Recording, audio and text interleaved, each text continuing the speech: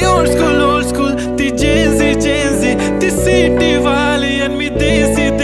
तरी इगो तिला जरा भी नाही मनामध्ये खराबी नाही पॅपराझी तिच्या मागे डेली क्रेझी तरी वाय सो शाय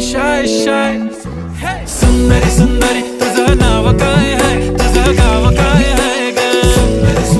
अरे सुंदरी तुझं नाव काय आहे तुझं गाव काय आहे ग अरे सुंदरी तुझं नाव काय आहे तुझं गाव काय आहे ग